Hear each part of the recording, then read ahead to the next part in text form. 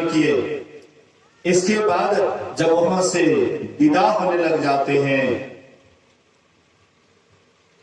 याज्ञवल्क्य मुनि को भरद्वाज मुनि भर पांच पकड़ लेते हैं, उनके चरण को भर पांच पकड़ लेते हैं और कहते हैं, प्रभु मेरी इतनी आयु बीत गई, अभी तक राम को हम ठीक से नहीं जान पाए कि कौन राम है। वही राजा का दशरथ साधारण राजकुमार है अथवा और कोई राम है। अभी तक मेरा बाल पक गया है, बुढ़ापा आ गया है, लेकिन अभी तक मैं राम को नहीं जान पाया हूं। इसलिए प्रभु अगर आप मेरे ऊपर कृपा करें थोड़ा सा, तो थोड़ा सा राम के संबंध में बतलावे कि वह कौन राम था। जो स्त्री के विरह में वन वन भटका था वही राम था या और कोई राम था। प्रभु मेरी बहुत आयु हो गई है, लेकिन अभी तक राम को नहीं जान पाया हूं। याज्ञवल्क्य मुनि कहते, बड़े तुम चतुर हो, गूढ़ रहस्य खोलना चाहते हो। ये राम भक्ति की बात है, वही आदमी खोलते हैं जो इस रहस्य को जानते। तुम जानबूझ करके भी अनजान बनते हो। अगर किसी से कोई रहस्य वाली बात समझना है तो जब तक आप अनजान नहीं बनिएगा तब तक बालक की भांति, जैसे बालक एक अनजान की तरह होता है, वैसे अनजान नहीं बनिएगा तो ये रहस्य को कैसे खोल पाएंगे। तुम बड़े मर्म को जानते हो। तुम ऐसे ही कहते हो कि मेरा बुढ़ापा आ गया है, बाल पक गया है, लेकिन राम को नहीं जानता हो। तुम राम को जानते हो, इसलिए राम के संबंध में पूछते हो, नहीं तो जो नहीं जानेगा क्यों पूछेगा। कौन सा राम है? एक राम दशरथ घर डोले, एक राम घट घट में बोले, एक राम है जगत पसारा, एक राम है सबसे न्यारा। कौन राम है? सब ही नचावत राम गुसाई, नाचत नर मरकट के नाई। वह एक ही एक है, अजन्मा है, अगोचर है, सर्वव्यापक है और सर्वव्यापकता के भी परे है। वही परमात्मा राम है। और वह राम को जब तक हम अंदर नहीं जाएंगे, अपने अंदर में प्रवेश नहीं करेंगे, तब तक वह राम को नहीं जान सकते हैं। राम व्यापक सर्वत्र समाना, प्रेम के प्रकट हो ही मैं जाना। राम सर्वत्र है, सब में व्यापक है, लेकिन वह प्रेम से प्रकट होता है। ऐसा मैं जान करके, साधना करके, जान करके कहता। जब धरती पर राक्षसों का बोलबाल था, रावण तीनों लोक को हाहाकार मचा दिए थे। देवता सब त्राहिमाम त्राहिमाम करके घूम रहे थे कि किनके शरण में जाएं, कौन हमारी रक्षा करेंगे।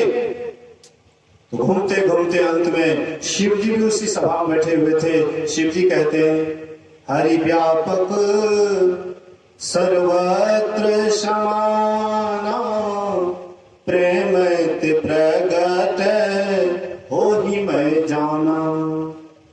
हरि व्यापक सर्वत्र समाना, वह जो परमात्मा है सब जगह व्यापक है, कोई जगह उससे खाली नहीं, लेकिन वह प्रेम से प्रकट होता है। ऐसा मैं जानता हूं, अनुभव ज्ञान है।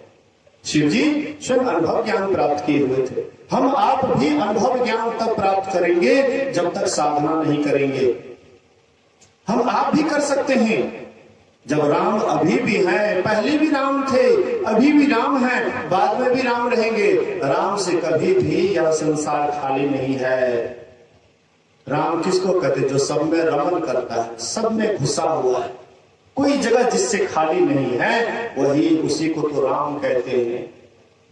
वह राम को जानने के लिए जब तक संत सदगुरु के शरण में नहीं जाएंगे तब तक नहीं जान सकते हैं। तो गोपीचंद गए गोरखनाथ जी महाराज के पास, उनसे प्रार्थना करते हैं, उनकी सेवा सुरक्षा करते हैं। 12 वर्ष के बाद उनको बोले कि जाओ अपनी माँ से भिक्षाटन लाओ। गोपीचंद गए अपने माँ के पास, माँ को प्रणाम करते, कहते माँ मैं तुम्हारे पास आया हूं भिक्षा के लिए, मुझे गुरुदेव ने भेजा है। कहते बेटा मैं तुझे क्या दूं भिक्षा के रूप में? हाँ कुछ उपदेश दे रही हो, इसको तुम अपने जीवन में धारण कर लेना, तुम्हारा जरूर कल्याण हो जाएगा। कहते वह उपदेश क्या है? कहते बेटा मजबूत किले के अंदर रहना, स्वादिष्ट भोजन करना, कोमल सैया पर सोना, यही थोड़ा सा मैं उपदेश दी, अब जाओ बेटा। बोले कि माँ ये मेरे लिए कौन उपदेश दी? मजबूत किले के अंदर कौन रहेगा? कोई राजा महाराजा का बेटा रहेगा, राजकुमार रहेगा, कोई धनी व्यक्ति का बेटा रहेगा, और मैं तो एक साधारण जोगी हूं। मैं मजबूत किले के अंदर कैसे रह सकता हूं?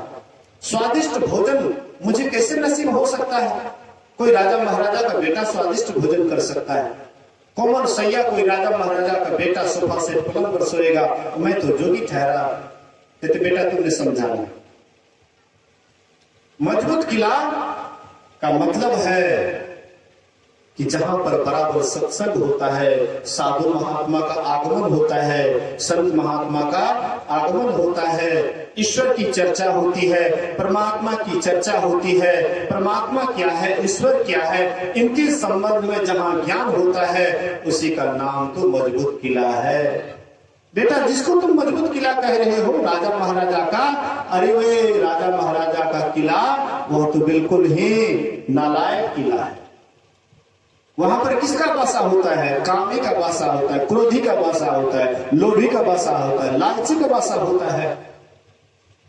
कामी क्रोधी लालची इनसे भक्ति न होए, और भक्ति करे कोई सूरमा, जाति वरण कुल खोए। बेटा वह तो क्रोधियों का, कामियों का गढ़ है। लेकिन मजबूत किला है जहां साधु महात्मा का आगमन होता है, जहां पर संतों का समागम होता है, जहां पर ईश्वर की, परमात्मा की चर्चा होती है, वही है मजबूत किला। साधु संतों का संग ही मजबूत किला है। स्वादिष्ट भोजन, बोले कि बेटा जब तक भूख नहीं लगे तब तक अगर खाओगे तो वह स्वाद मालूम नहीं पड़ेगा, लेकिन जब भूख लगेगी तो भूख रहने पर सतुआ भी मीठा लगेगा।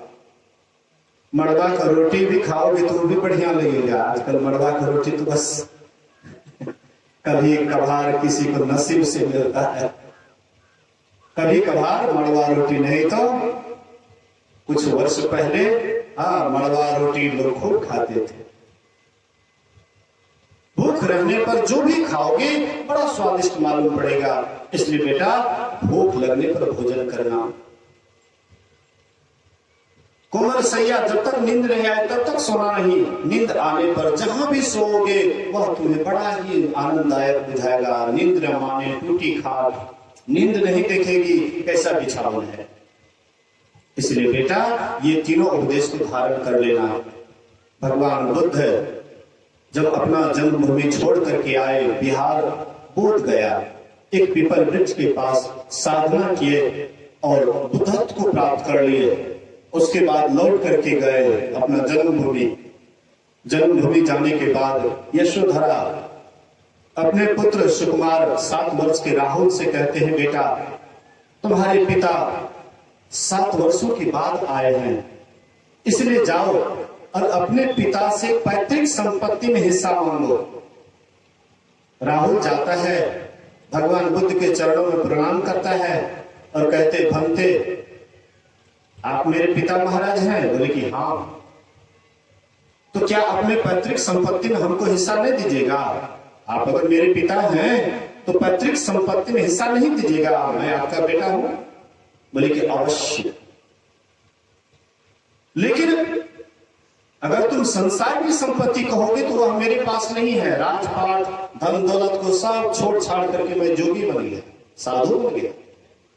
मेरे पास सोना चांदी हीरे जवाहरात नहीं है, लेकिन नहीं है संपत्ति ऐसा भी मत समझना। मेरे पास में ऐसी संपत्ति है जिसका कभी तीनों काल में नाश नहीं होता है। भूत भविष्य वर्तमान ये तीनों काल में कभी नाश नहीं होता। जो एक समान रहता है वह अविनाशी संपत्ति मेरे पास है। अगर तुम लेने के तैयार हो तो बोलो। कहते मैं लेने के लिए तैयार हूं। भगवान बुद्ध कहते इसका मुंडन कर दो। मुंडन कर दिए। भिक्षा पात्र हाथ में दे दो, गेड़वा वस्त्र पहना दो, पहना दिए। बोले कि चल मेरे साथ, मैं तुम्हें एकांत में वह अविनाशी संपत्ति का पता बताऊंगा।